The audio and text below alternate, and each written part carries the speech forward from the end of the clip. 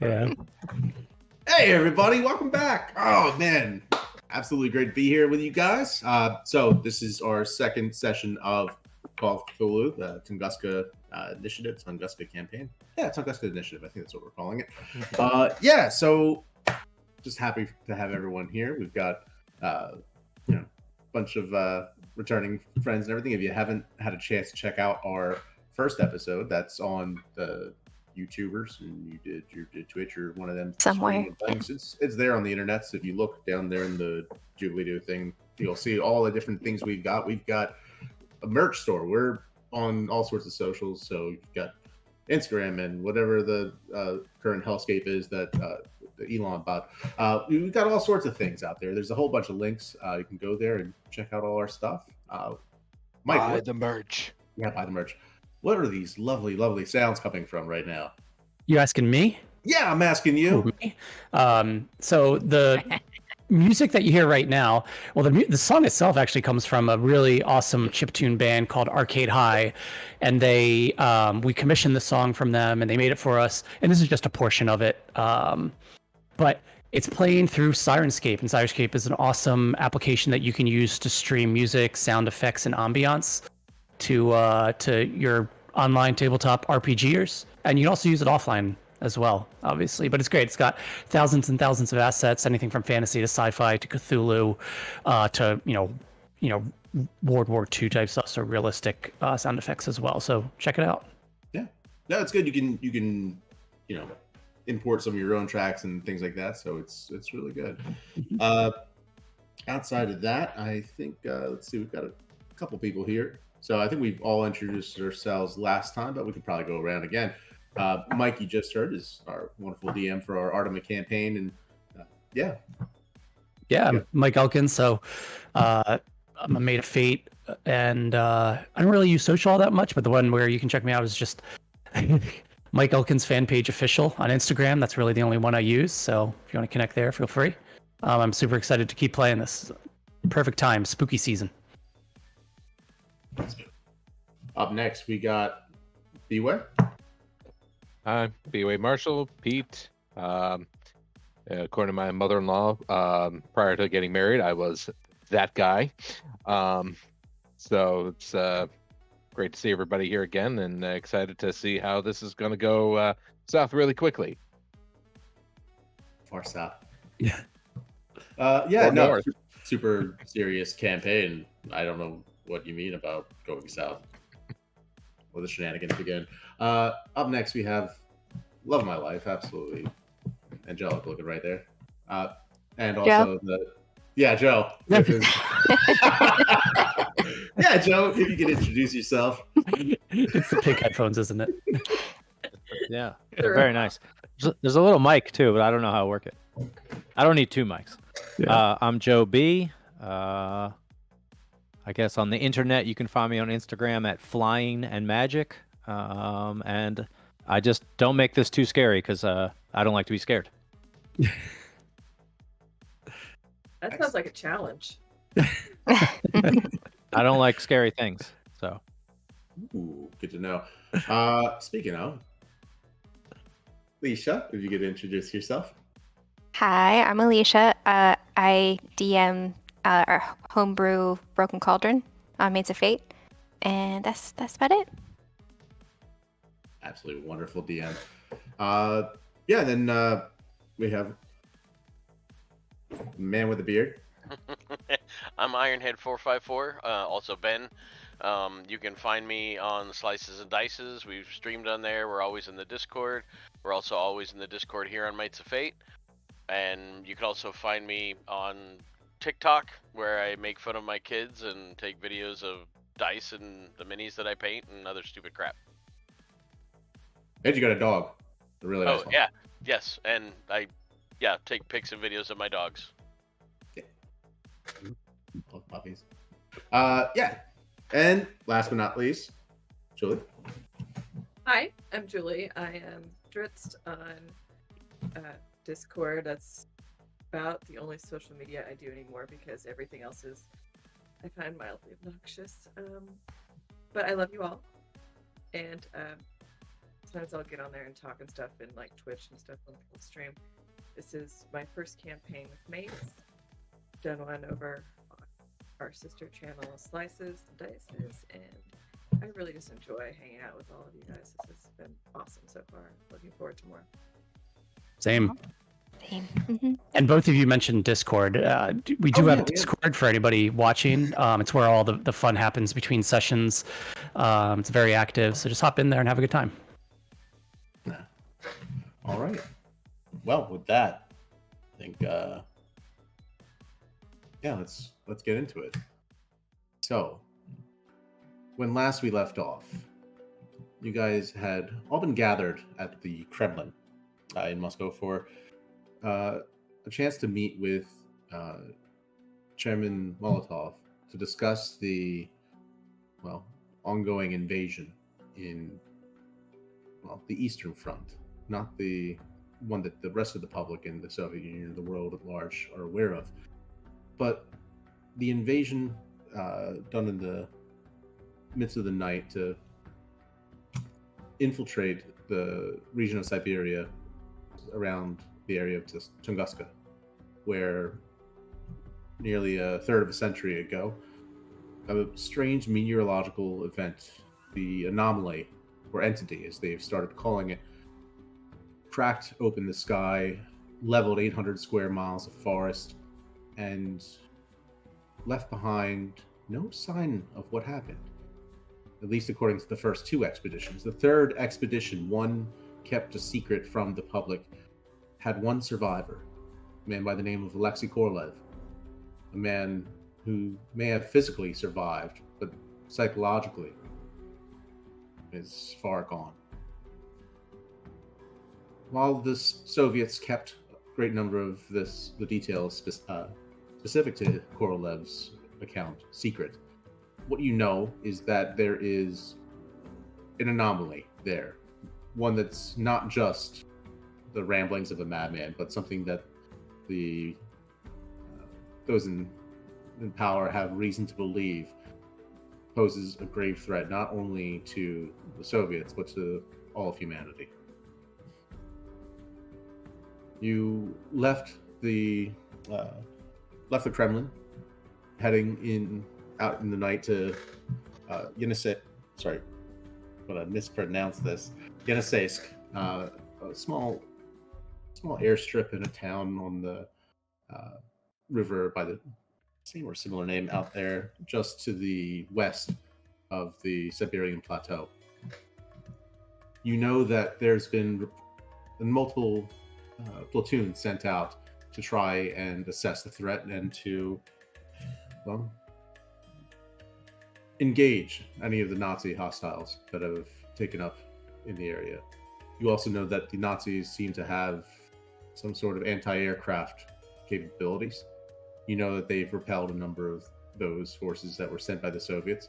You know that the Soviets have decided that it makes more sense to send in a small contingent of experts in their different subjects who might be better suited by some combination of their assorted skills to be able to infiltrate past the Nazi patrols, to slip past where a larger force would immediately be discovered.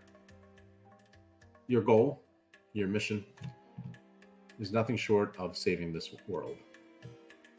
You're going to go to Tunguska, as close as they can get you, in the hopes that you will not be shot down, and then trekking across the wilderness until you can find what source of power, whatever this anomaly or entity is. Find out what it is that they've been withholding, or what it is that they don't even understand.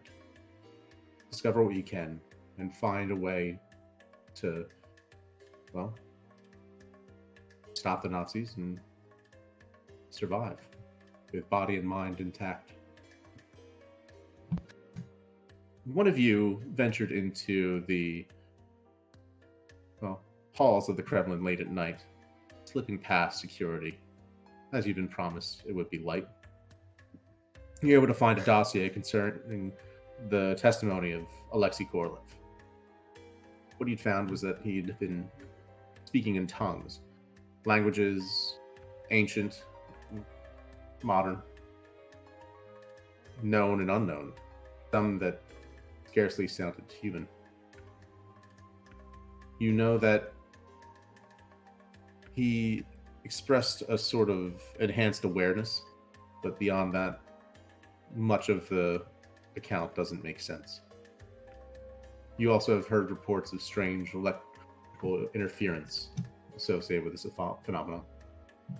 You're not quite sure of what to expect, other than cold, cold, cold, cold awaiting you.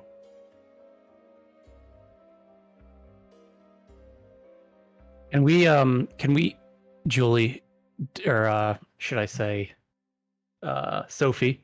Did Sophie relay this to us? Did you relay what you found? Do we know what you know yet?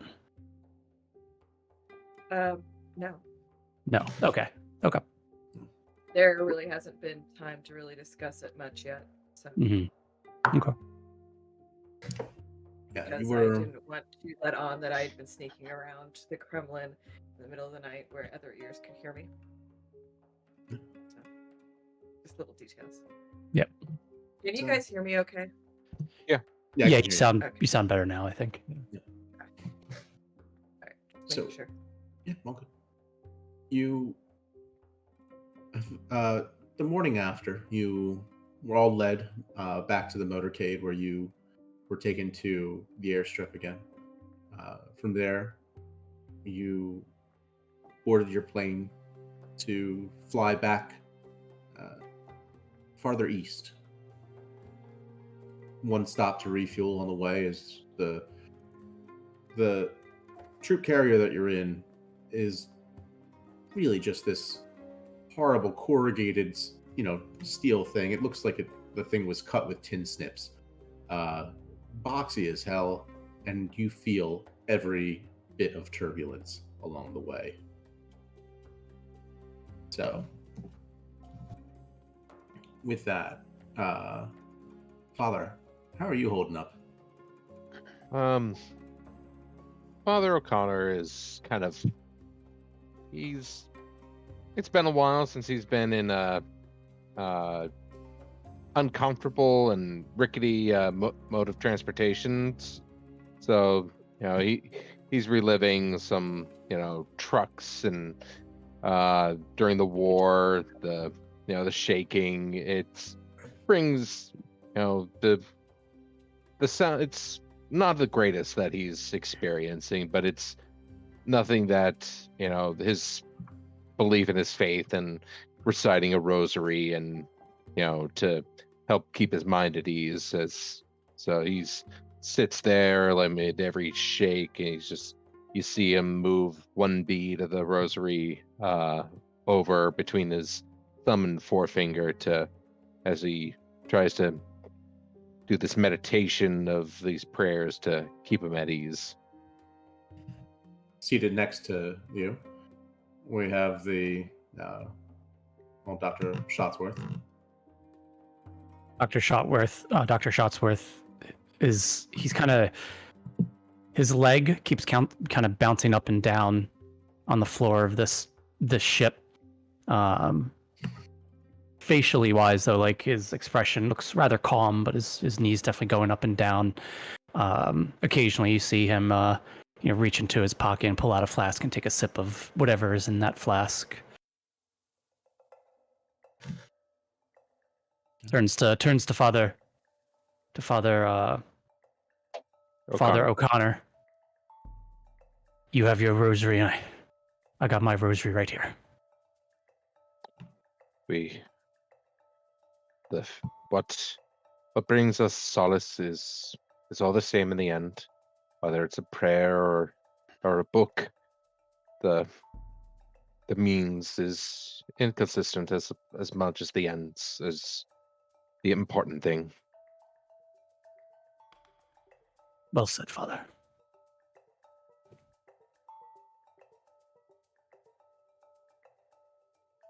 Meanwhile, wondering who on earth is the mechanic that cleared this thing to fly. Billy, what are you thinking? we in a plane, a ship, or a truck? Sorry, it was just kind of. If you close your eyes, it feels like all three at the same time. But right now, it is in fact a plane flying over the valleys and the steppe. Okay. She is hugging her her pack, and it's so tall you can barely see her head, and she's just muttering to herself, and she just says a little louder, I thought they said we'd be going through training. Is this training, or is this the thing? Before we jump out of a plane, they said we're going through training, right? I fear, child, that it's going to be a trial by a training by fire, or by gravity, as it were. I just rest assured and hope that whatever. Just pray that the person that packed the parachute was paying attention. Is there more than one lever to pull? There's, I believe there's a backup chute, but So it's not my forte, as it's been so long since the war, and the parachutes planes were just beginning. But I made attempts to learn as much as I could during then, but I couldn't speak more on the subject. Sarge, make an intelligence check.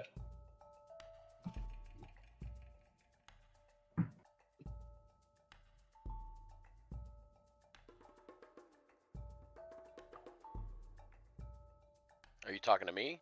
Yep. Oh, okay. My bad. Corporal, right? He's corporal, not Sarge. He's Lance Corporal. No, Joe's a Lance Corporal. hey, Joe's the I'm Lance corporal. Corporal. Yeah.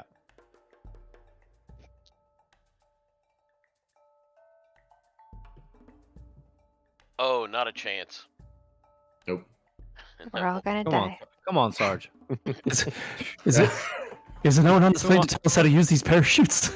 Who am I following here? You're thinking everyone else got a parachute?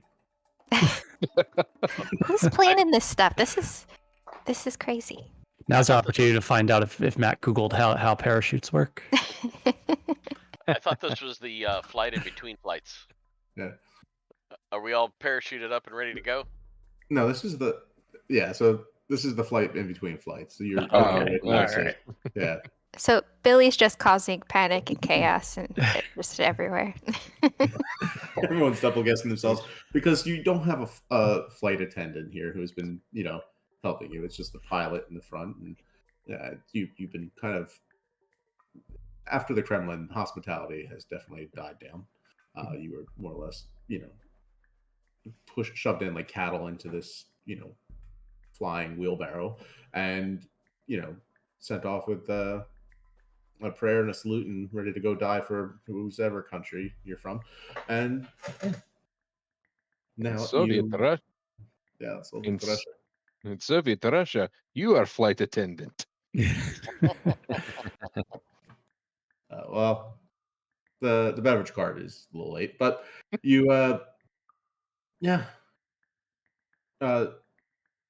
then Lance Corporal, you note maybe this like brief look of panic across Sarge's face. His eyes kind of go wide. Sarge, are you all right? Oh yeah, we'll be fine. All right, good. And then I just, I guess I just quickly glanced up and saw that look, but then I just immediately go back into my magazine that I'm reading. Like the plane ride doesn't bother me at all or anything, and I just go right back to reading. Shotsworth knee is going a little faster now. It's starting to like shake the benches that we're sitting on a little bit as you're trying to read. Sophie, you just feel this. You just hear, even with the engines roaring and everything, this guy to your right will not stop with his damn knee. Is he sitting directly next to me? Yeah, so it's you're on a bench, and it's Yeah. On your side, it's Father, it's Shotsworth, it's you. I put my hand on his knee, and you got no reason for that, love. it's not that exciting yet. I just pull my hand up his knee just about an inch or two. Just to try to break the tension. I'm That's how you do it. nervous. I'm not nervous. I just haven't had enough to drink yet. I've jumped out of an airplane before. Have you now? Yes, this is old hat to me. Done it plenty of times. In fact, I will let all of you go first, and then I will go last. So, to make sure you all get out safely. Oh, sure. That's why. Is there such a thing as a deception check? Yeah, what is that? Like the is a he bluff bullshitting check? me? Yeah. Oh god, what is that? That is you could do a psychology check. Yeah, Psychology check? I'll do psychology. Oh, you're doing it. You do it. Good. Go for it. I got a 75, and I have a 44 in my psychology. Yeah, Although that's a lot of luck to Yeah, wow. Who knew? I guess man of science, probably knows all the aerodynamics and stuff. The best you could do is pray for some wings. Flap your wings, your arms just a little bit faster. Yeah. So you saying drinking is helps with jumping out of planes? Oh, sure. It helps. It helps with a lot of things. You mind passing it over? Sure. I hand you the flask. Across the aisle. Yeah. Just take a big swig and hand it back. Oh, okay. All right. Only a little of the What whiskey. is this stuff? It's whiskey. After that, we have to switch to vodka. That's all they have Okay. at the Kremlin. Well, thanks. It'll keep you warm though in these cold Siberian days. You know, I heard that was a myth. Doesn't actually keep you warm. It is a myth. Is that right, Lance Corporal? I've heard that before. Yeah, it just brings blood to the surface. Yeah. Did you read that there in your? I've read In your- this in a in your book. comic? Yeah, in my comic. Yeah, Huh. there was one about an ice expedition that went wrong. I'll find the issue and I'll let you read it. Okay. All right. Well, needless to say, it makes me feel warmer, and I guess that's what really matters. Ain't that right, everyone? I look around and see like some glum faces. Sophie's just kind of sitting back, chilling, like, we all gotta die sometime. What is it about? Knees start shaking a little faster again. All right. Feel as you're saying this, you start to feel that telltale kind of lurching in your stomach as like the plane starts its descent. There's no windows to look out of, but you can tell that this feels different from the rest of the rocky ride that you've had. Soon enough, you can hear landing gear extending out. And with maybe a prayer or two from the Father, you As he finishes his rosary, he goes on to pulls out a small booklet of daily vestiges that he's basically talking it above a whisper to really, for the sake of anybody that will listen, to keep everybody calm. But he's not like a preachy priest. He's just just if saying saying it, and if it brings you some peace, then what's the harm of listening? For some people, it might be like the background, like the subway announcer and going for your train. But and it's all in Latin, so unless so then anybody speak Latin. All right. Asking now. So you just hear, you all hear, you all hear calm. Hey, Just can I put that under my bonus languages? Padre, Filii, Sanctus, Spiritus, and then So the landing itself, it's icy out there, and when those wheels touch down, I think you guys all need to make a dex check. Why? What happens? Oh boy. Bumpy. Oh, nothing. About to find You out need when a we dex fail. check first. Yeah. Dex check. All right. I'm good. I got a 15 out of 50. What? Yeah, and I'm was good. it- Okay. Good. Sorry. I got a 10 on a 50. I got 44 and 40. What we spend luck, right, to improve it by Yeah. one Yeah. for one. Yeah. I'll go. If you- No, You're Nah, don't do that. Nah. Don't do Yeah. that. It's too early. I know. Yeah, I'd really like to see you fail this. Yeah. Me too, actually. Yeah. I have a 48 on a 90. I'm all right. All right. 5. Oh man. Wow. All right. So is drunk Shotsworth the only one that failed it? Spencer, you're taking a sip. Everyone else, Billy, you've been holding on for dear life since you got on this bucket of bolts. Father, you're just engrossed in everything and holding on. Yeah, really, it's just you, Shotsworth. You're taking a sip of your flask when the plane lands. It throws you off. The flask flies out of your hand, lands on the floor. You go tumbling, just ass over tea kettle after it. And most of the rest of the whiskey spills out onto the floor. Oh, no. Yeah. Sarge, you see that one of the bins from the luggage is about to fall down from overhead, and you catch it before it can land on Shotsworth. Lucky thing too. It looked to be one of the heavier. It's probably mine. Watch your head, One Doc. of your 20 luggage packages. You open it up. It's No, I all packed goddamn I just took one shoes. big one. Just one big suitcase. Shotsworth, like with his big. Remember, he's like a bowling ball on twigs, right? He's got a big belly. He's got really skinny arms and legs. Like gets his flask, brings it together, rolls himself over onto like his hands and his knees, one hand up on one of the benches, and like slowly pushes himself up, trying to get his balance and composure back. Mm-hmm. Kind of his hair is all disheveled. He tries to slick it back again and get it into right position, but he's clearly perspirating somewhat. Yeah, you stand up and looking a bit flustered. Soon enough, though, the pilot comes out of the cockpit, and you have some of the other people out there in on the tarmac, and they lead you out. This is a different kind of cold than Moscow. It is biting straight through to the bones. The moment the door opens, even as you're not even standing next to it, you feel and see the snowflakes spiraling into the cabin.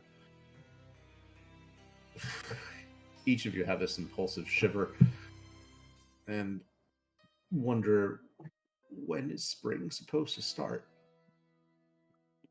It leads you out of the plane soon enough.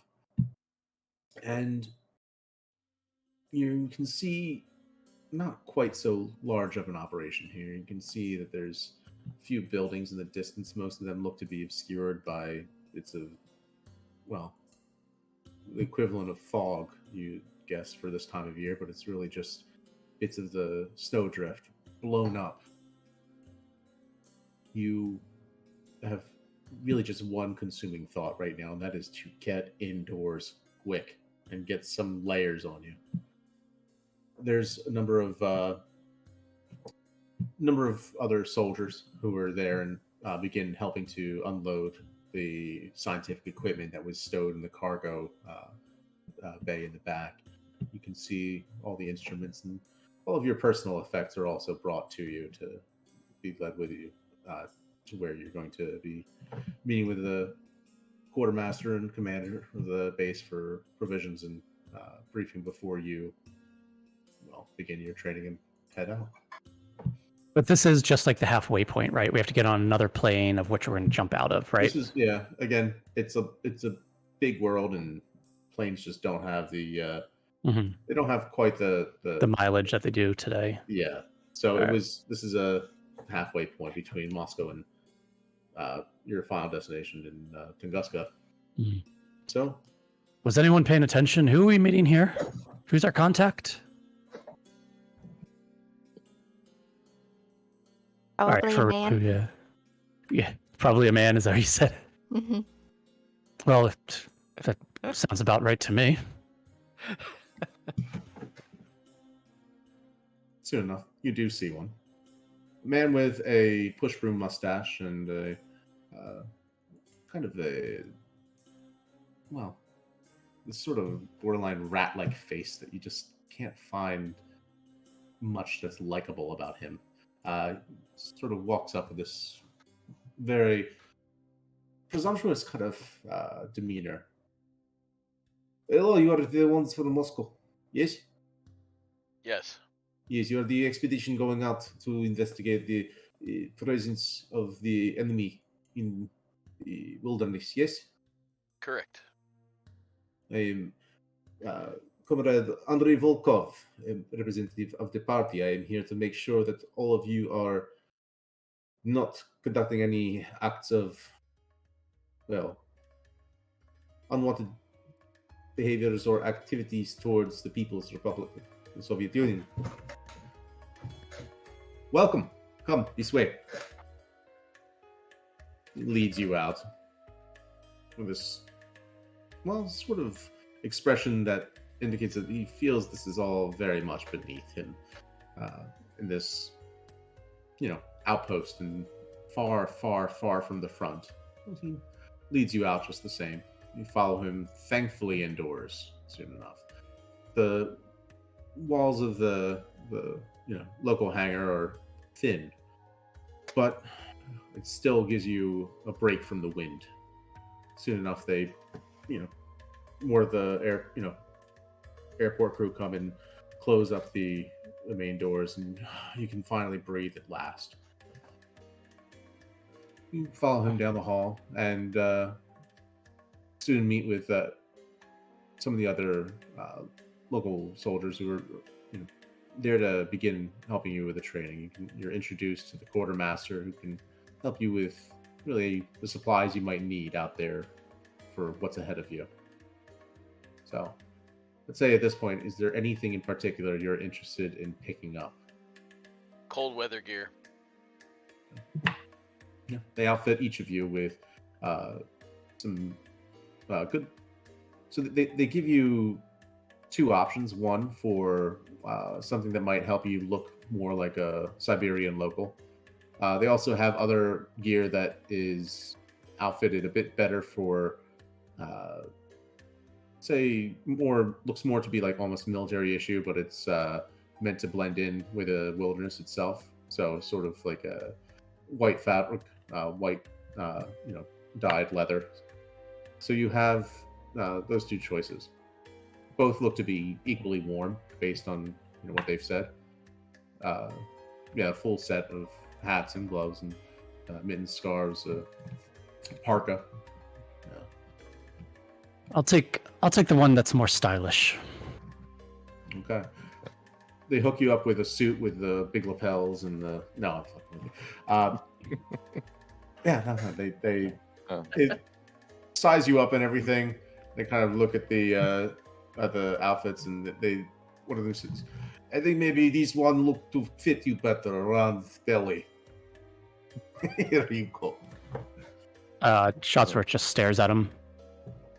What? Is it custom Soviet? Is it custom in Russia to make fun of a man for the size of his belly? No. This is a sign that you are well fed, prosperous.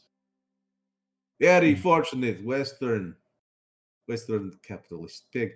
Anyways, one of the other ones you hear snoring, and there's you get once in a while you see a few of them kind of like making a little piggy thing with a nose, and you can tell these guys are just enlisted assholes who are don't know what a real problem is. But I yell over to him. Do you have any guns? No. Would you know your way around the firearm? Yes, I know my way around a firearm. Care to prove it? Yeah. Yes. Not that I have to, but yes. Okay. So, lady, do you prefer a rifle or pistol? The bigger one. Oh no. They kind of look at each other. Okay. So they they lead you over to a crate, and they lift up the lid. You can see just a full brown stock leading up to the full thing. Number of forgive me if I'm not pronouncing it right. The Mosin Nishon. Mosin Nagant. Thank you, Mosin Nagants. And throughout the crate, they hand you one. And then is this this is the one. It's a Remerton, right? Make it an education check.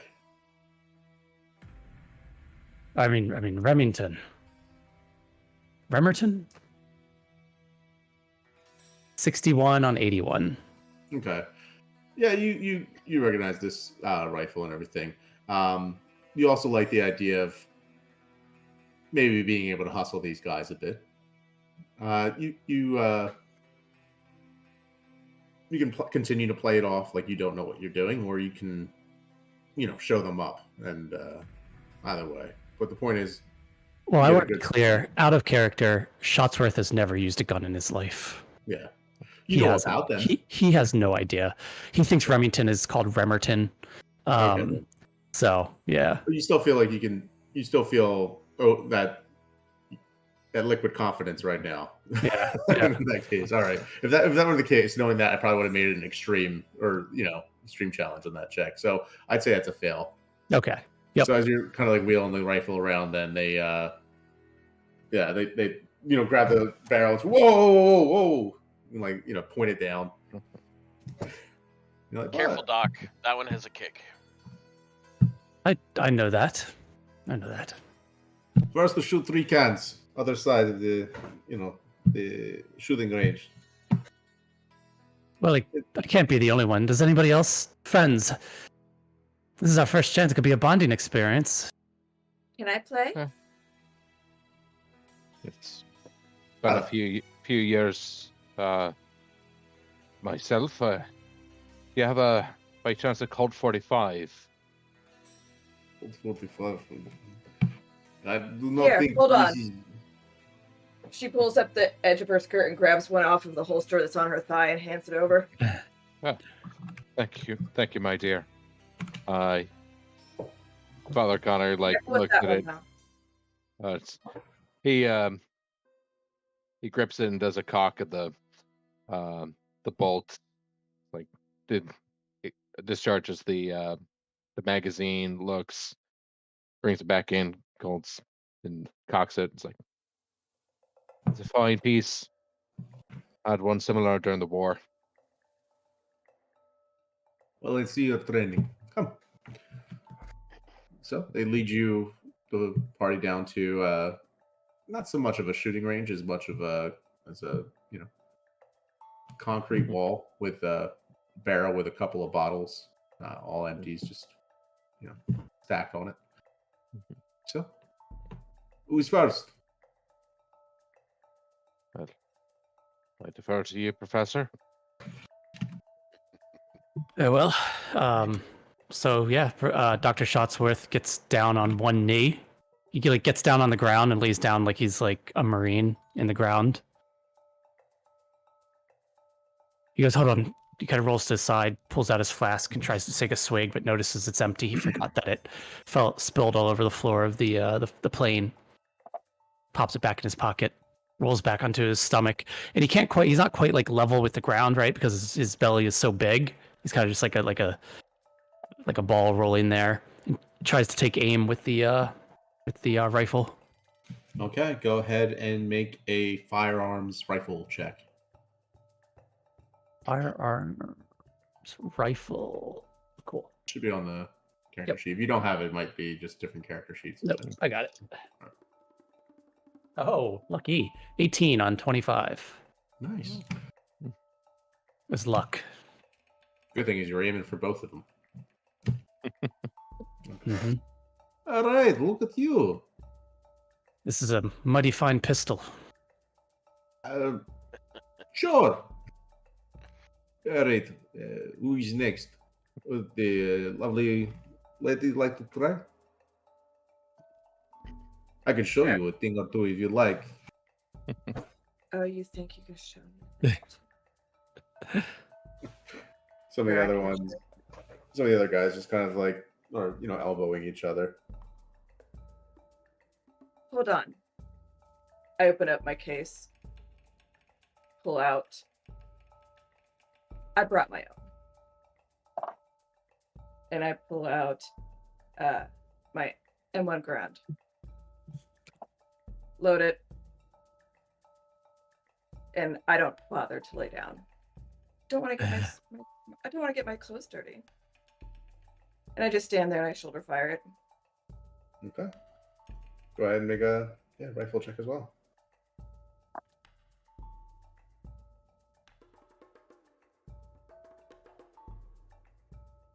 Nine Wow. on 75. Jeez. Yeah. Another one. Yeah, just dead center. You just hear look Billy at in the the guy background be and like, just wink at him. I just wink at the Russian. Told you. He goes beet red, horse red in the face, and kind of like hears all his friends in the back. Gonna teach him something or two.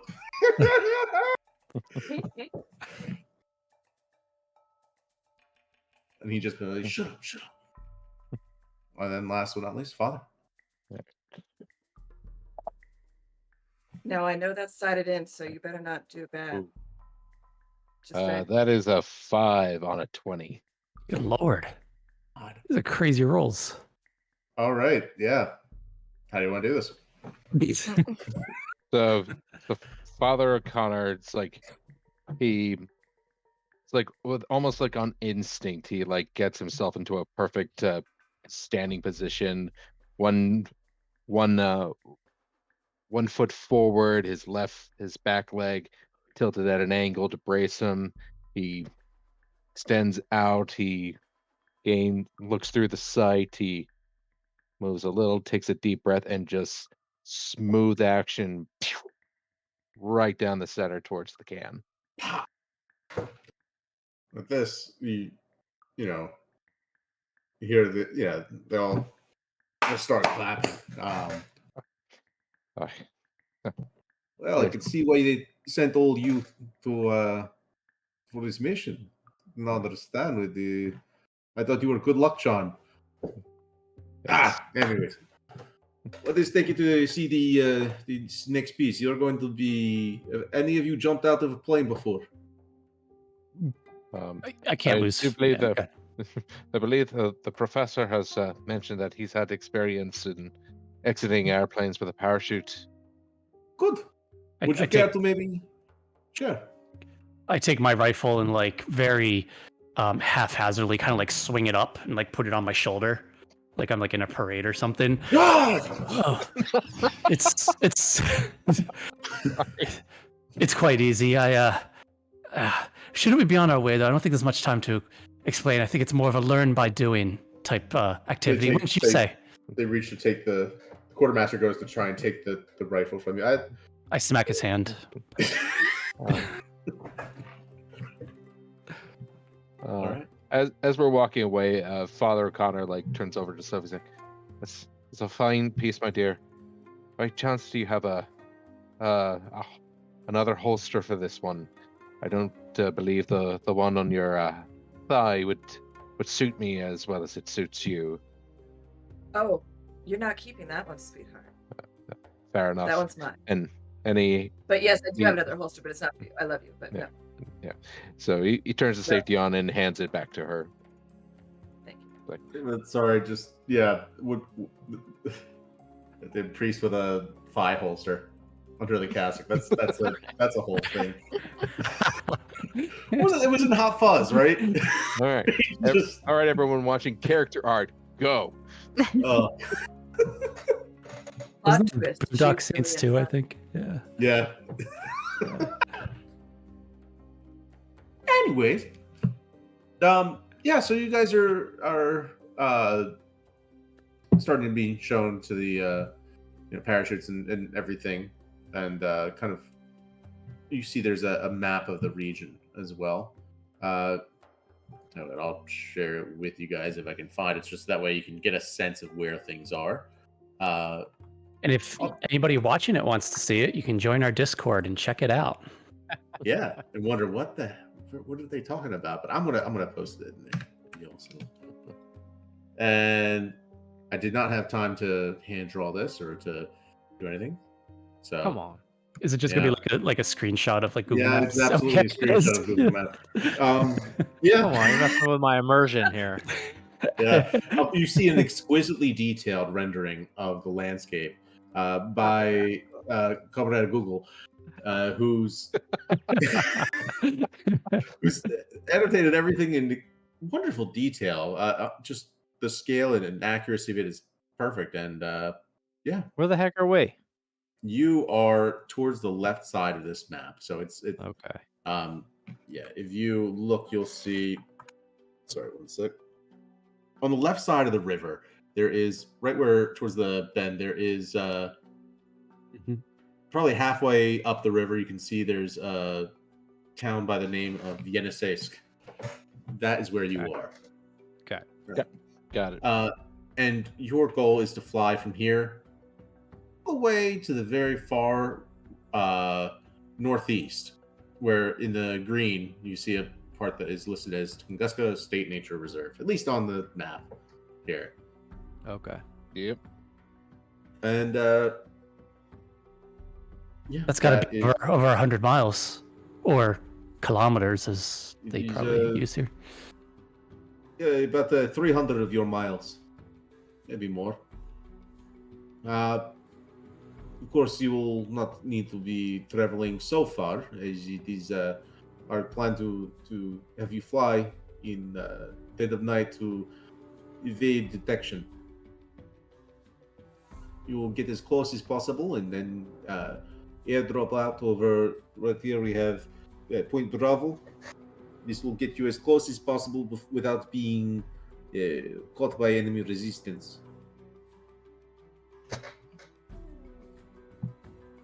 Now, you might have jumped out of plane, but jumping out at night is different.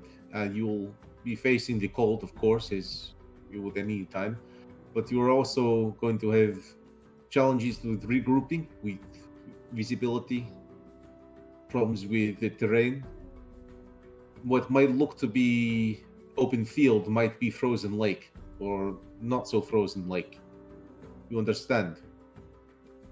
There are a lot of risks. We'll try to bring you as closely as possible to the drop zone before we get there, and if everything is timed perfectly, you'll arrive in open field, far from reported sightings of enemy. Duh. How long from that field to where the anomaly has been reported? How long is this trek going to be? It will put you approximately 150 mile. Oh, 150 miles. A week's worth of travel.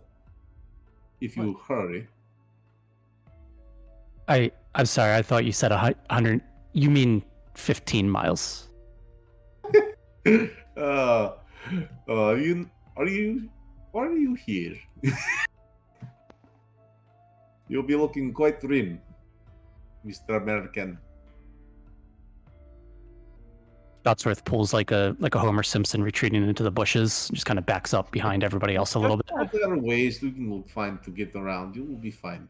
We recommend you have options of cross-country skiing, different ways to be able to traverse if there's snow on ground. If not, it'll be to benefit to traverse on foot. But there are other ways. Are we gonna have a guide? We do have one moment. Where is he? cannot recall name of local. If you give me a moment, I'll find it. Hold on.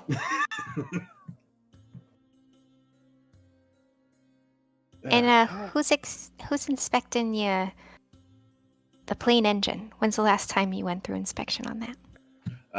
For that, you are going to talk to man over there, Dmitry Volkanskaya. So Billy starts to look for that person and just leaves. All right. For your guide, we have Antonin Lebedev. He's a ranger in his area. He's actually local to Siberia. They kept him here rather than sending him up to the front lines, and many Germans have survived because of it. We honestly could have won the war, I think, if we had sent more men like him out to the front. So he'll be jumping in with us? He will be, yes, accompanying you. Antonin is extremely good at what he does. Outside of that, we have any other questions about the encampment, about everything before we leave? You can direct to the commander, Major Tichy Sokolov.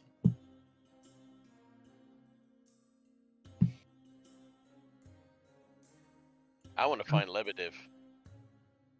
Oh, he's over there. You can see him cleaning his rifle, inspecting it. I'll head in his direction. I'm just checking the sites. Look at the chamber and everything. He goes and calls out to one of the other, members of the quartermaster staff, and you hear him. You don't have to speak the language to know that he's chewing this guy out. You see a quick salute, and then the recruit goes off with a rifle and starts getting to cleaning. Are you Lebedev? Что-то? You speak English? Нет. Turn around and like look around. Do we have a translator? I walk up. What do you want to ask him? Американский. Мое имя Антонин Лебедев. I want to know if he suggests that we dress like the natives or if we should dress in camo. I turn and in perfect fluent Russian ask him which he thinks would be most fitting for us. These little things, they stitch together these things in factories. It's not good. You want to dress like the locals. If you know how to hide, you will be able to hide. Wearing something bright white is great. The snow melts in spring. They know this. Why would they send you out in something? It's a big bright light saying, "Here I am." Foolish. You wear leathers. Simple. You blend in with the dirt. If you need to hide in the snow, bury yourself in the snow. It's easy. All right, then I'll go get some of the locals, the local outfits. I tell him thank you. Здравствуйте. Okay. So you, soon enough you begin to go through the base. You, Billy, you wanted to go see, Boris. Yep. No, sorry, not Boris. Dmitry Bolganskaya. Yeah. Whoever's in charge of the making things run. Yeah. You see, you see underneath of a car in the motor pool, you see a pair of legs and a belly that won't fit underneath of the car, and you hear similar kind of sound of someone getting chewed out, but instead it's that language that all mechanics speak. And you hear a clanking sound from underneath. And then pushing himself out, you see this just barrel-chested man. Surprisingly enough that he was able to fit his chest underneath the car, given that, it's as big. And also surprising that his belly was even bigger. But you see Dmitry Bolkonskaya come out. So And can I oil all over his face. So I'm already crouched next to him, like looking down as he gets out, and I just hand him a wrench. I think that's the size you're looking for. Thank you. You know how to change oil. You pass me the rag. Right there on the bench. Yep, she grabs it and hands it to him. Piece of shit. They make these things clank. I'm hoping your plane engines are a little better. The plane engine. Yeah. They run much better. The good thing is they need to go to place, so they go where the parts are. No problem. But these things, this piece of, forgive me, language. English is not first language, but I know the important words. Yes. Yeah, I'm right there with you. I can help, maybe? You mind if I look? No, I appreciate it. Yeah, you know your way around the engine. Yeah. Well, Dmitry Bolkonskaya. Billy. Grayson. Is pleasing meet you. Good. Pleasing meet you too. Can you feel the love tonight? So you, So, anything else you'd want to do? I guess. Can I see if I can fix this thing? Yeah, you certainly can. Do I get a roll for it? Yeah, make a repair mechanical objects. I think that's what it is, right? Are you in bed? Yeah, mechanical repair. We're putting our trust with this plane. Oh, sorry. Go ahead. I wasn't trying to interrupt. It's not really picking you up, Julie. If you're saying so, you're cutting out. I think she's off camera. Sorry, child was going to bed. Oh, okay. Sorry. That's honey, she didn't say goodbye to you. That's a 3 out of 75. Yeah. Well, clearly enough, you got your transmission, and your belt is the problem, not the. Yeah, you explain. Yeah. When's the last time this thing's had an oil change? He points to his face with a little bit of oil still on it.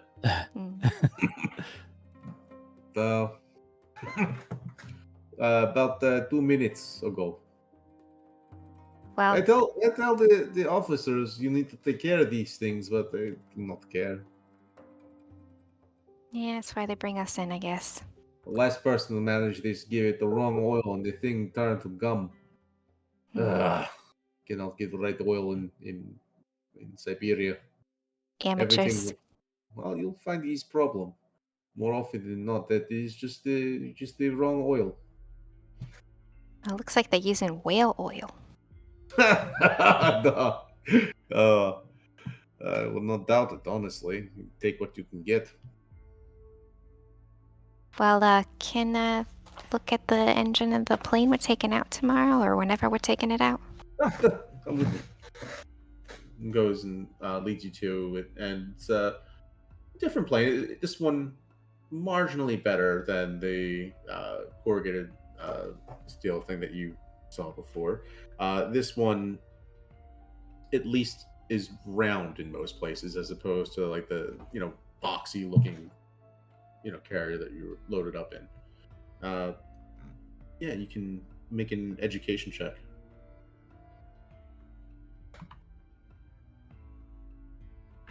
At 21.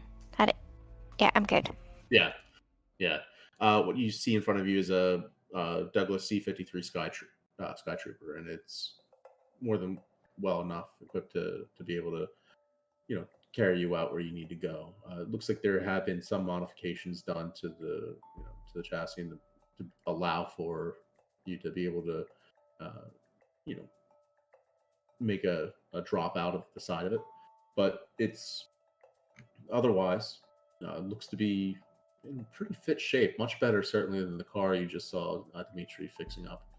Can I tell if the engine is going to be louder than we want it to be as far as, stealth-wise.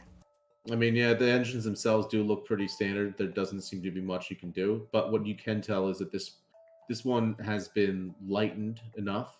Like a lot of the as you're inspecting it, you find a lot of the features of it have been lightened enough that you're guessing they're going to try to make a high altitude pass into the region and then dive down low enough to be able to drop everyone and then to get out of there fast. So you're expecting they're planning on putting this thing through its paces, and it's going to get pretty cold as it goes high up. So the main thing you're worried about is probably stalling out.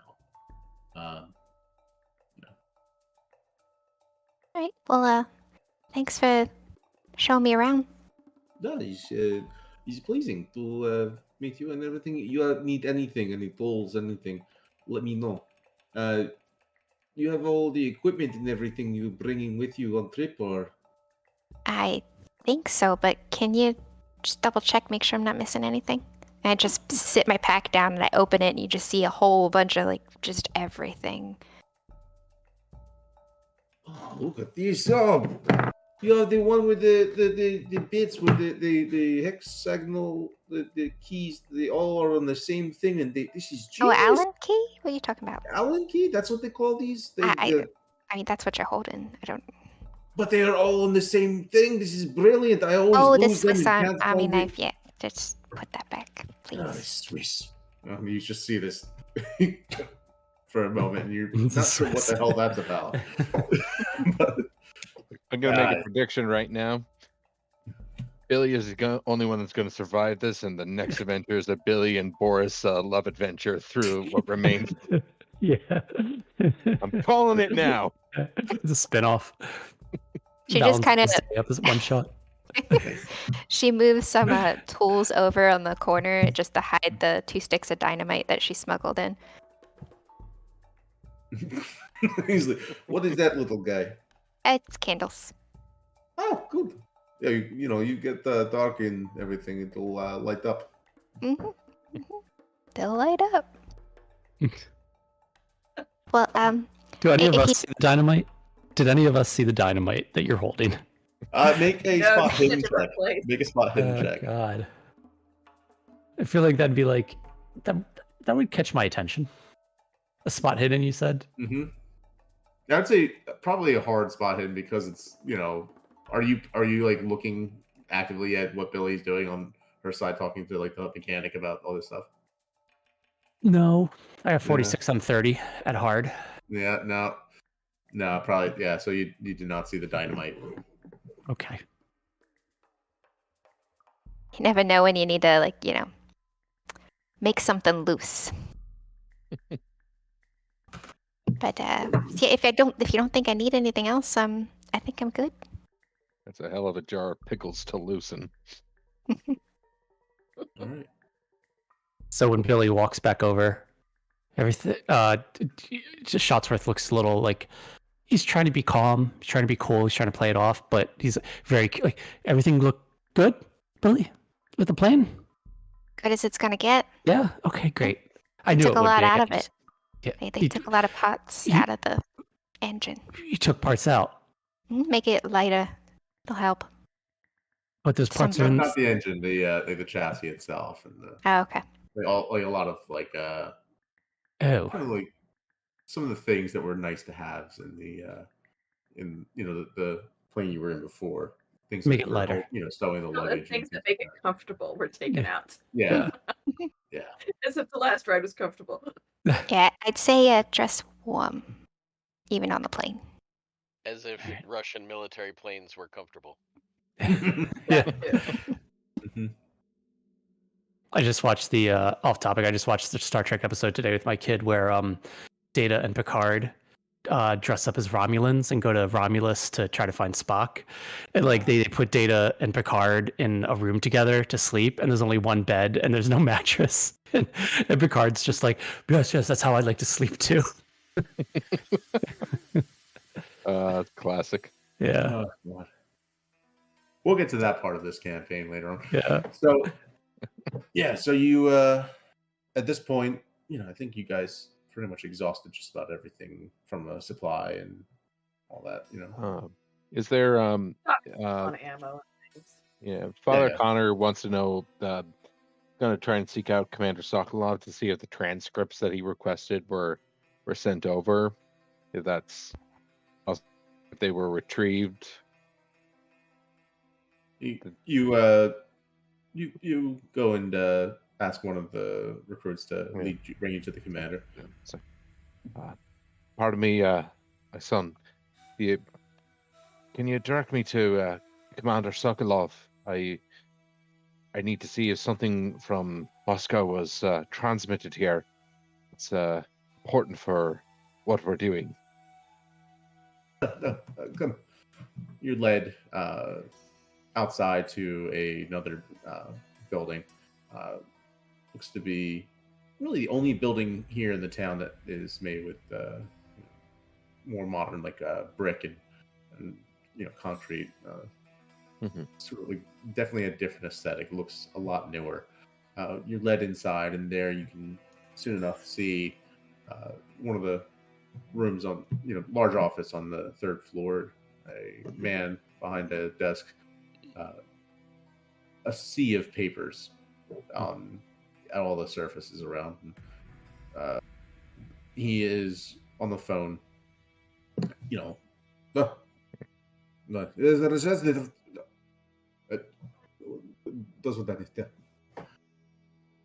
And yes, can I help you?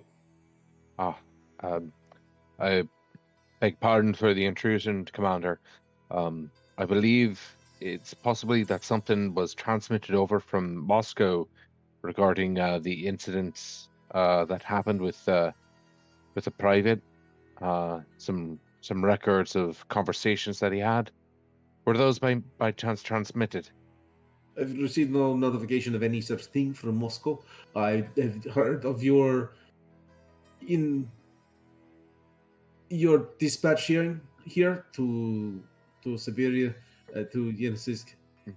We are light enough on provisions as is. We have been ordered to outfit you and your comrades as well as we can, and we have. And I believe that if we are given any such resources, we will provide them to you. Thank Is you. there anything else I can assist you with? No, I appreciate the information, and thank you for your time. I know it's valuable. Bless you. And he's kind of frustrated, but Well, do me a favor. Make a psychology check. Okay.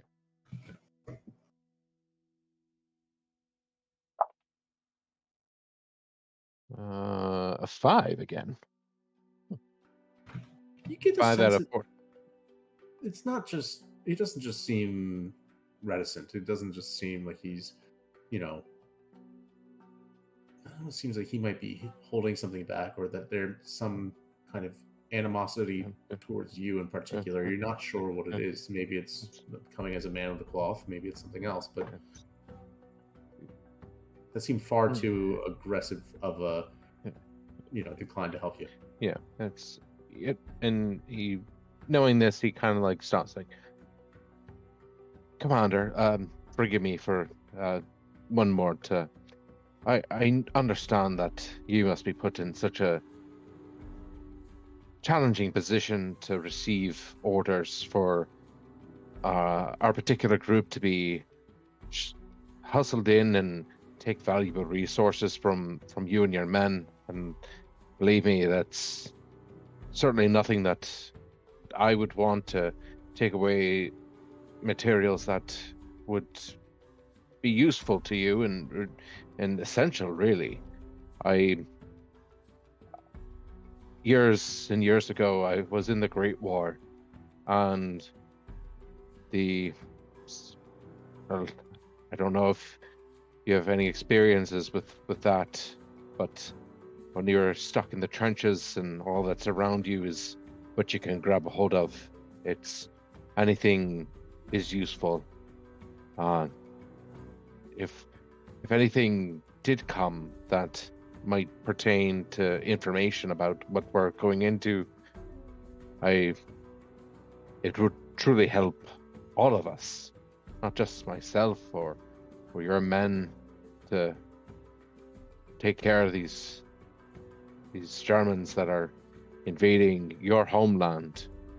And God knows what and he makes a sound, it's like God knows what they will do to Russia.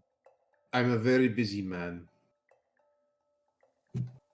You come to me, and I think with this priest, they come and sent to solve my problems. One soldier to another. I'm still not sure that it is fair what they are sending you up against. I am fine if they send us enough troops to be able to defend Yeniseisk, but I understand that the fight is in the west. I understand that. So I do what I can with what I have been given, which is next to nothing. My men are prepared, after what little ammunition they have, to fight with club and axe if it comes to it. We'll defend Yeniseisk and therefore protect Moscow and the rest of the Soviet Union from being pincered, if that is what the Nazis are planning. If it is what I think it is, then I'm sorry that they have sent you and your friends. Well, I respect not only your rank, Commander, but the dedication you have to your men and to your cause. And I once again thank you for your time, and I will not take any more of it. Thank you. And he just kind of, acknowledges he's done what he can, and just bows a little and just genuflects his head and just walks out of the office. Major just kind of turns and, he's just sort of staring out the window. This pensive, almost, with what you rolled on the psychology thing, I'd say almost guilt-ridden look on his face. Can't quite suss that out yet, but there's something wrong about it. Now, soon enough, the rest of you are in the meantime are in a seminar on, now here's how you work your parachute. You're gonna pull the doohickey here, and then that will make the thing come on out. And if that doesn't work, well, then you can try and cut this strap here. And if that doesn't work, flap your arms real quick, like. Dotsworth is acting like he's not paying attention, but secretly he's like really paying attention to like every word and like looking down at his own straps. Like, okay, all right. So they go over everything as far as like elevation and timing and how to count based on how long it should take to get to a reasonable distance to the ground to be able to pull a chute. Nope, not too fast, not too too late. And you after that, they start loading up the plane. That was it? That was our training? Just a freaking video? What's a video? Demonstration, presentation, whatever. Just, we're gonna die. Yeah, it did certainly loading. feel quick, like almost like the flight attendant telling you, like, and this can also be used as a flotation device. It's that level of like, yeah. While they're loading up the plane, I'm gonna pull the crew, our group, together away from everybody else and give them the Cliff Notes version of what I read when I was sleepwalking around the Kremlin. Okay. So Just the basics, not enough to freak everybody out, but yeah. Just that way everybody's on the same page. And what was that again as far as It was the notes? transcripts Mhm. from Basically, it was right. What's his face was like talking in tongues, kind of mumbling, more or less mumbling about the anomaly that we're going in to investigate. Right, Matt, at a high Right. level, Yes. that's kind of it. Yeah. Okay. Yeah.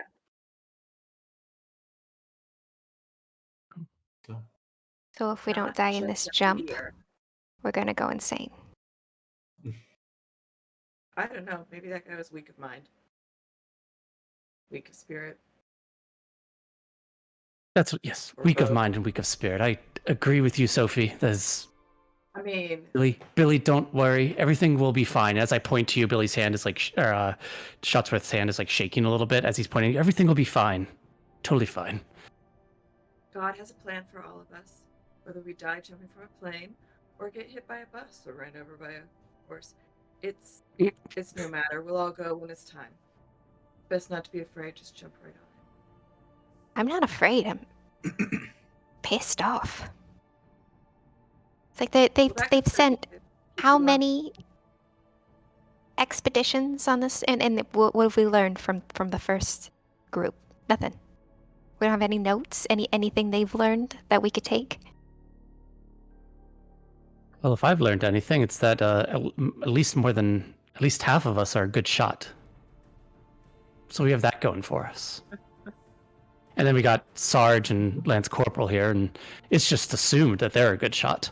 So, ain't that right, Sarge and Lance Corporal? Definitely, Doc. There's one thing Yeah, that none of these expeditions had, and that was Marines, and you guys got them. Hell yeah. And you know Hey. what, Billy? What? We got you. We got you.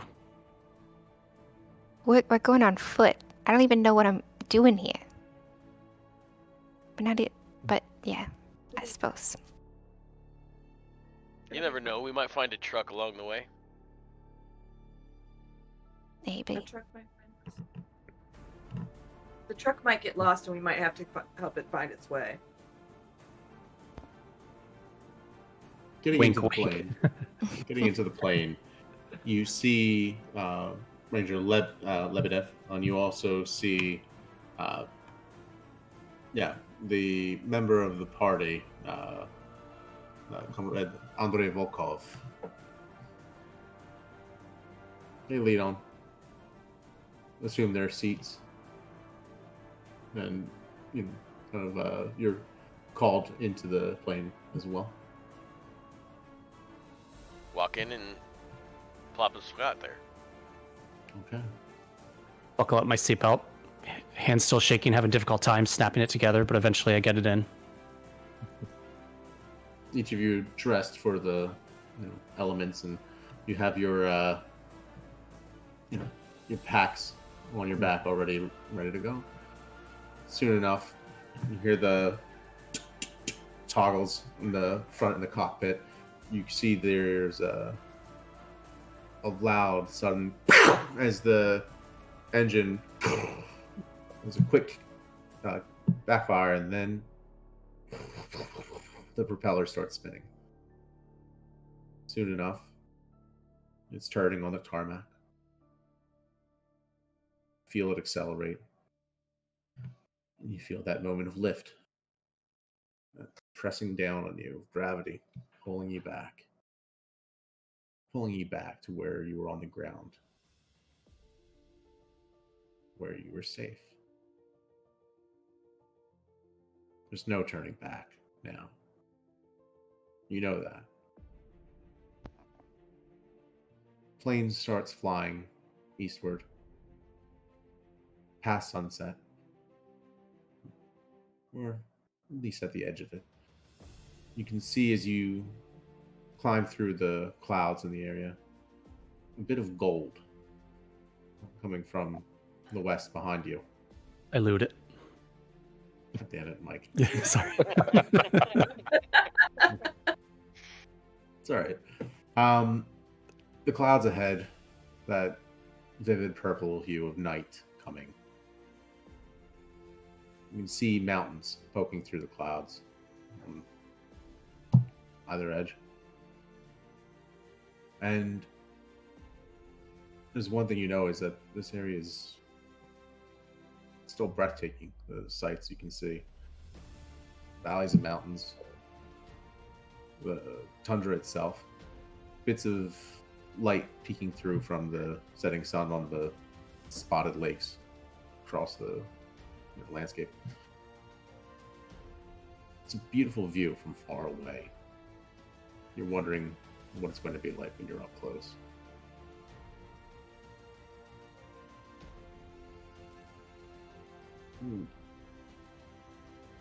Yeah. The time passes, and though it's nighttime, none of you feel the slightest bit tired. Thought of coming. How far out? Tell you another 6 hours before you're close enough. That's probably shit math. I'm not sure. How long would it be? How fast were planes back then? I don't know if it was 6 hours, 300 miles. I don't know. Right?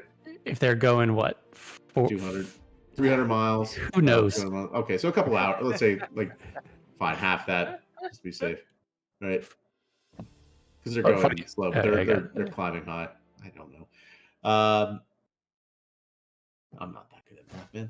Anyways. Funny story. All our campaigns have, like, I have an apparent lack of knowledge on our part of like anything that we don't know anything about. We did not a one shot, but like a 3-shot of Tales from the Loop. And one of the scenes I set for the players was in a Blockbuster video where they had to get a cassette tape. And my cousin Isabel, who was playing with us, like made the comment that like she wanted to investigate the tape and look at the tape itself. And I was like, yeah, you see pictures all along the tape of the movie on it. And then somebody was like, I forgot. Isn't there actually not pictures? Isn't it like magnetic information? We're like, it's a different universe. I love fact checkers. Frame by frame. Yeah, the VCR working as a projector. Yeah, that's what it was. Yeah. So a B-17 can fly 311 miles per hour. Okay, there you go. All right, so you got an hour to go. All right, yeah. That passes. Lickety split. Yep. So I'm sitting next to Lester, and I'm just like, hey, Lester, how long have you been a Marine? How long have I been a Marine? I would say I've been a Marine I'd say I'm a year into being a Marine. A year. A year. And so I'm pretty fresh. How about your, what's it, partner or? Oh, the Sarge? Yeah. I don't know how long the Sarge has been, but a long time. He's the sergeant. Way longer than me. Is Sarge like a gunnery sergeant or No, just a sergeant. Just a sergeant. Okay. How you feeling about what we're about to do? I'm like genuinely very excited about what we're about to do. Have you ever done anything like this before? Oh no, I've never been. This is like one of my first missions. I haven't been outside the United States that much. Well, I guess we got something in common. Oh yeah, it's gonna be no big deal. Yeah. Have you ever jumped out of a plane before? I have jumped out of planes before. We had to do that in basic. Okay. Did you the first time you did it work? Yeah, it worked. Yeah. I'm here, so yeah, it definitely worked. Okay. He's a little thin. All you gotta do is pull the thing. Pull this thing, and I just like I take as the old saying goes, you don't need a parachute to go skydiving. You need a parachute to go skydiving twice. Yeah. Oh my god. You're, making conversation when there's this strange feeling, like almost like you would get from standing right under fireworks as they're going off without hearing them, though. That sort of pop in your chest. Like this low, bassy rumble from somewhere out there in the world. And then each of you recoil as you hear the sound like the high-pitched wailing of an orca from nowhere. Clutch at your ears. And you hear panicked screaming from the cockpit. You look out the window and it's nighttime. You know that it's nighttime. So why is the sky bright and alive with so many colors? Like an aurora, suddenly enveloping everything around. You can see like the iridescent rainbow sheen on a soap bubble, but it's all around. Colors that rightly should not be. Shotsworth, there is no explanation that comes to mind for the vivid colors that you see. But in Shotsworth's head, he's equating it to like the Northern Lights. He's trying to everything rationalize you it. can, Mm-hmm. but there is something that this is a brand new phenomenon that you've never seen. And then comes the lurching feeling as the plane stalls. A wave hits, and you're not sure what it is that's happened. There's more shouting. And then you feel it drop. Each of you make a dex check.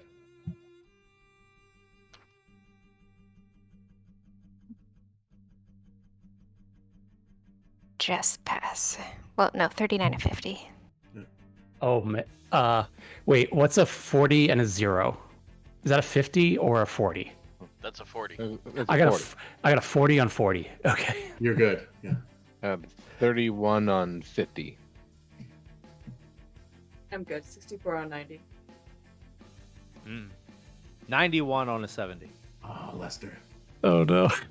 It's his first time out. Okay. 95 on a 90. You can always spend luck if you need it. Yeah, you know what? I'll spend 5 points of luck. All right.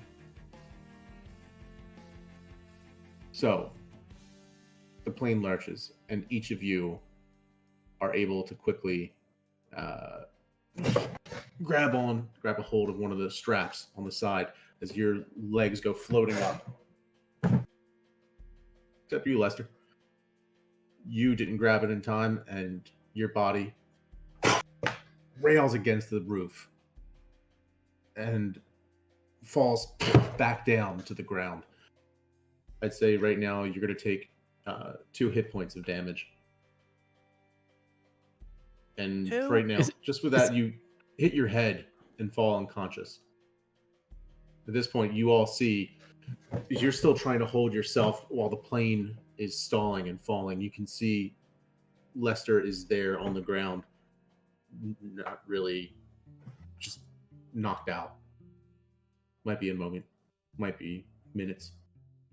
But his body starts to kind of float around. Can I try to grab him since I'm sitting next to him?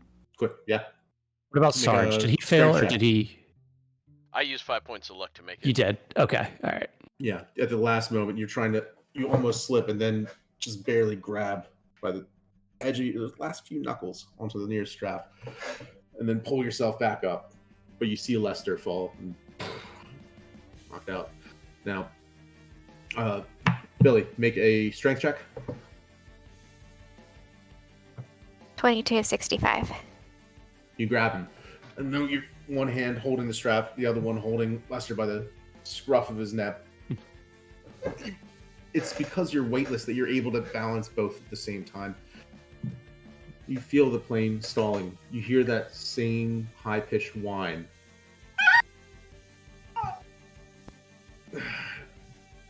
Sanity checks all around. I look towards the cockpit. Do I see anything? I'll make my sanity check. Ooh, I'm Yeah. good. Wait, hold on. What's my sanity? Is it the It's sanity at the top next to luck. Current sanity.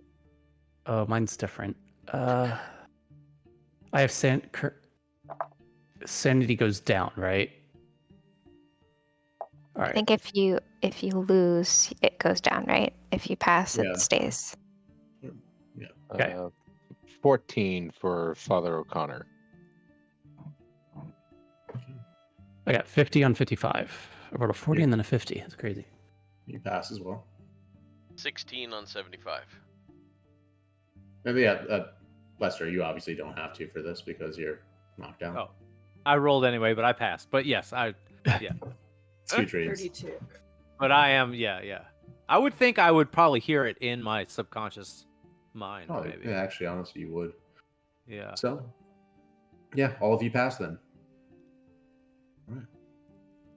You're not Billy sure. feels like she needs to get to the cockpit, but she probably can't. You're holding Lester. You can, but you can see it's not. There's no door between you and the cockpit, so you can see out the window shots for it. You see pulses from the east, sort of like there are. You now see that it's not that it's just blindingly bright in uniformly across the sky, but you see that it is coming in these wide bands of light, pulses like waves, like not far off from what you've seen from the Aurora being bombarded again and again by solar winds, and you can see that it's something else. But you can see that these waves, as they come and as the brightness passes over where the plane is passing through, there's these periods of intense turbulence.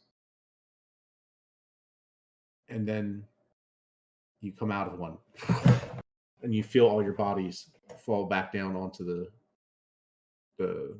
floor of the plane as it's still stalling out. You have a moment. It's just nobody panic. They're just auroras. The magnetism in the atmosphere. Everything will be fine. So, does somebody want to go to the cockpit? Is it? I've got. Can someone grab Lester? I'll grab him and strap him into his seat.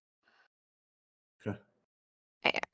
Billy's gonna try to make her way to the cockpit to see if she can try to turn something on. Yeah, quick. What would that be? I grab my flask and stuff it into Lester's mouth. Try to pour some of the newly poured vodka I put in there into his mouth to wake him up. I pour a little in my hand, like smack it on his head, and put it under his nose. Spot hidden Billy, and then Constitution check, Lester. 34 of 45. To pass. Yeah. You're able to see exactly the switch, even though it's in a different language. You can still spot that switch to be able to reignite the engine. As I do that, I flick the switch. You hear another, and then the engine starts up again. And I try to grab the of light coming quick. I try to grab the steering wheel thing, whatever. Like she's gonna call it a steering wheel because she doesn't know how to fly. She just knows how to drive a car.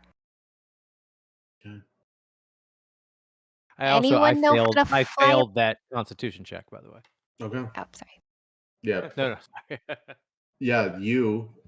The fun thing about that is what would be more beneficial to you. You can't stand the smell of booze. You can't just you immediately wake up.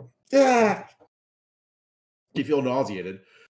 Your stomach is kind of turning, and your head really, really hurts. And then, why does it smell like? It smells like leaf.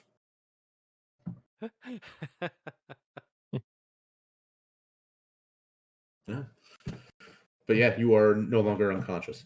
Okay, cool. Oh, Billy's in the cockpit, engine started, and she has this steering wheel and also shouting, "Does anybody know how to fly a plane?" Not it. I could try. I can try depending on what check I have to do. Same. Would you say it's drive auto, or would you say it's something else? Yeah, I mean, I can drive auto. Pretty Yeah, good. I'm pretty I good can at it. Same. too. I cannot drive What auto. would this be? You know Consider what? yours a What? pilot skill.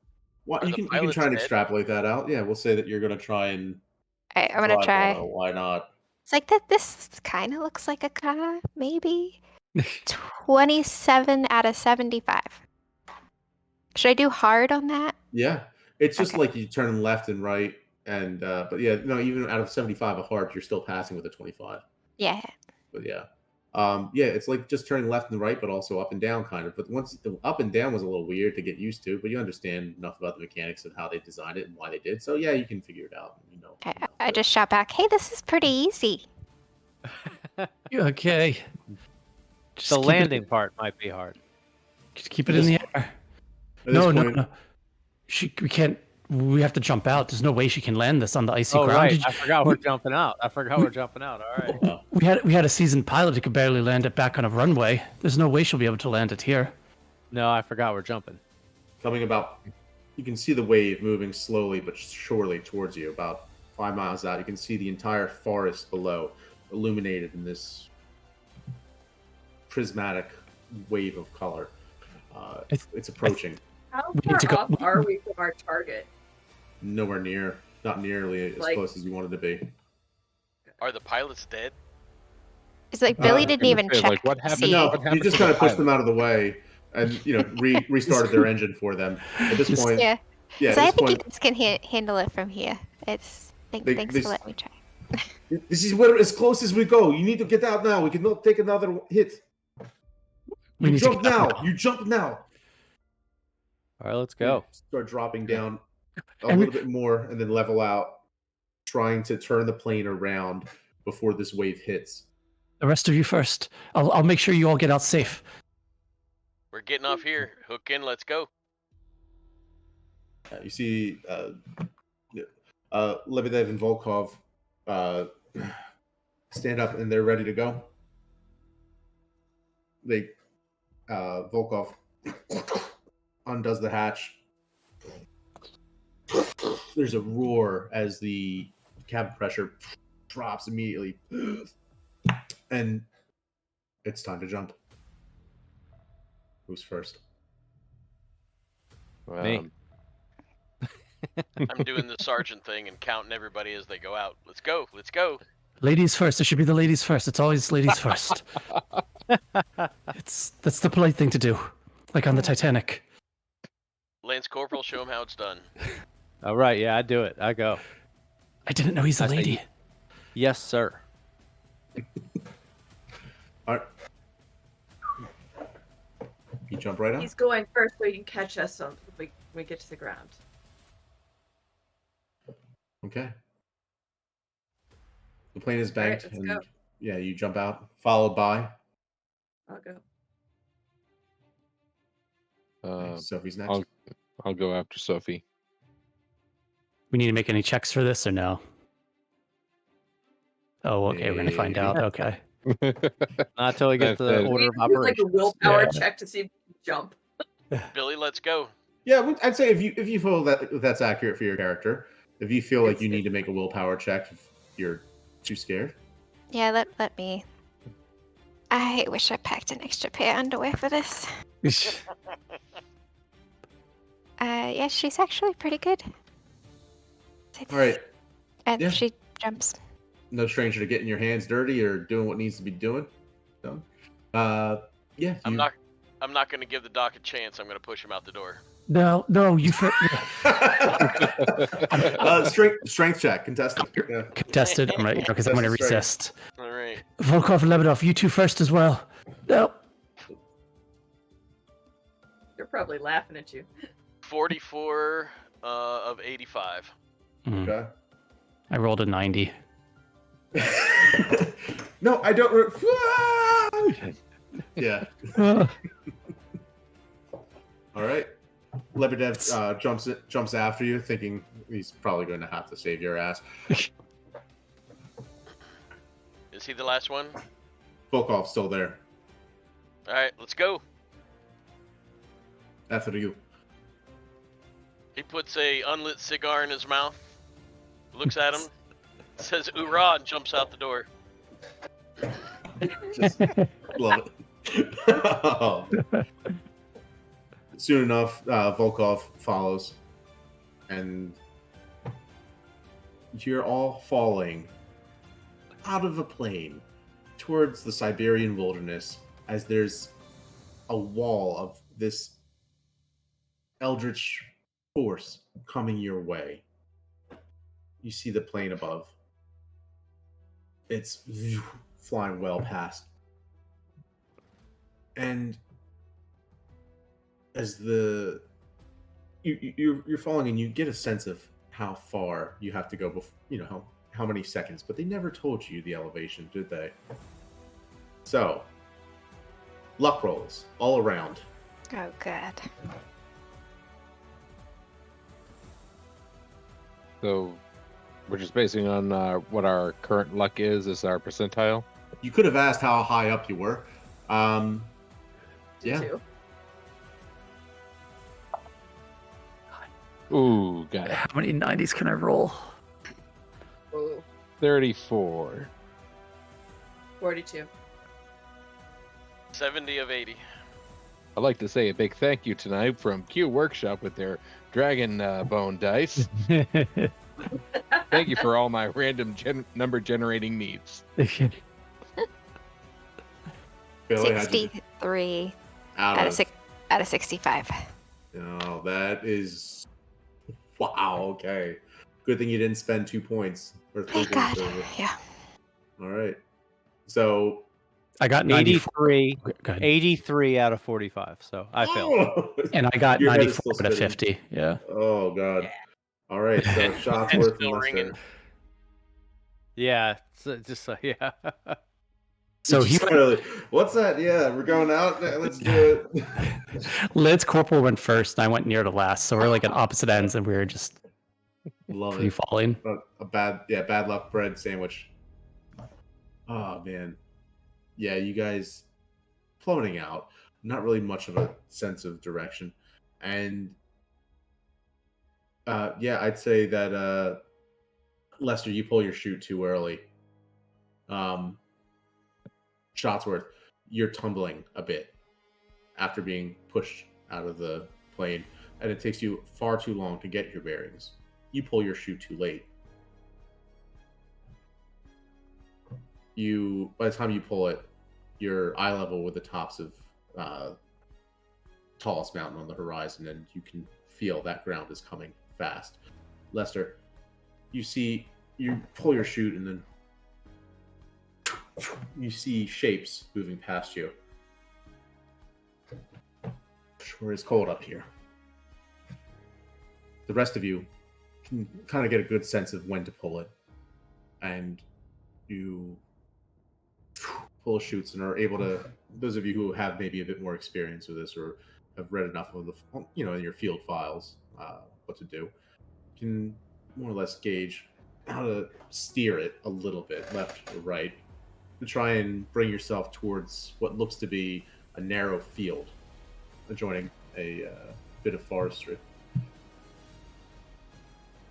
Shotsworth, you plummet fast, pull the chute late, and see there are trees. You try your best to maneuver, but it's just going so damn fast. And then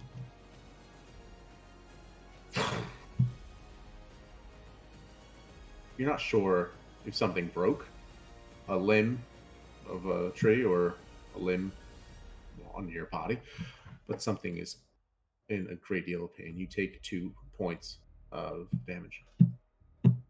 Yeah. Lester, you're up there for a long time. And you see as this bright light comes and washes past. And there's this sickening feeling accompanied by, I guess, this feeling of every single cell in your body becoming loose, becoming detached, the sense of not of dissociating so strongly with just this sense of your own body that you feel like nothing can be real. You feel everything sort of drifting away. And I need you to make another sanity check.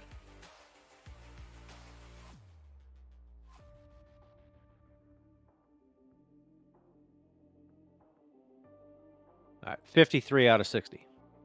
Okay. You feel like you're just on the edge of something. Shake your head. Maybe it's the cold wind that snaps you back, but you pass through that wave of color back into the cold blue of the night. You're starting to feel, even with all your winter gear on, the early effects of hypothermia. You're shaking. You need to find, as soon as you get down, somewhere warm, shelter, fire, something fast. That is all that's on your mind right now. The rest of you land not quite in a neat, pretty little line, but close enough to each other that you're able to, find one another shortly after landing. Some of you who landed a little bit after Shotsworth get a sense of where he is, more or less. Did I break something, Matt? Well, no. What's my condition? I wouldn't say you broke anything. But Okay. You definitely, you do feel that you've hurt your, your rib is definitely hurting a bit. So it's Okay. going to be a hell of a lot harder getting down from here, and as you're currently hanging by the parachute in the trees. Oh. I'm gonna You're head in probably the a doctor's good direction. 25, 30 feet up from the ground. Not really Yep. sure how you're going to get down here. I'm gonna head in the doctor's direction. Help! Someone! You hear it?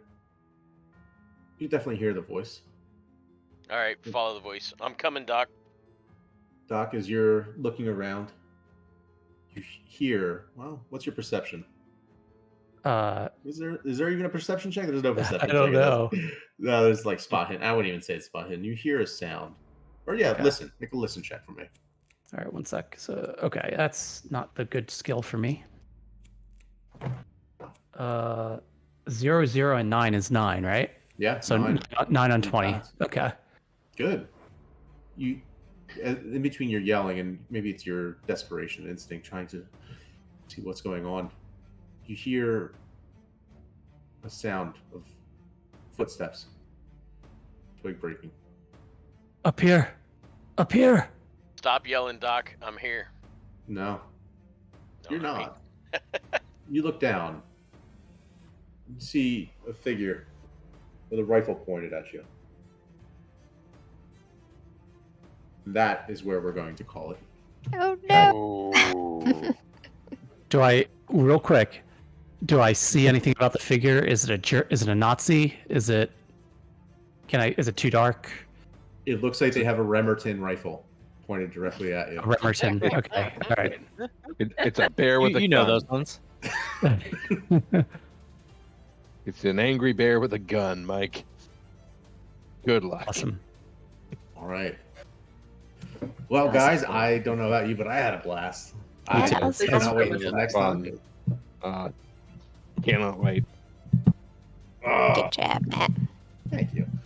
Yes, It's a good slow job, bonus, Saul. slow burn to start, but I'm hoping that it starts to really pick up here. So, I am definitely seeing. It is picking up, and I'm definitely seeing influence of the ritual, like for real, in what you're Oh, doing. yeah. Yeah, which is our book club, our Reads of Fate book club. Oh, If anybody yeah. wants to join, read the book, and then we'll do Yeah. books after that too. yeah, we're gonna do other ones too. So. Yeah. Yeah. Well, yeah, guys. Thanks again, and as we always say here on Mates of Fate, Don't jump out of a plane without a parachute. don't jump out of a plane without a parachute. Mhm. And also, Alright. you do the thing where you pull the strap and yeah. Yeah. Anyway, don't follow us for advice on that. And Yeah. Pull the strap on time. yeah, pull the strap. Yeah. All right. Uh, All right.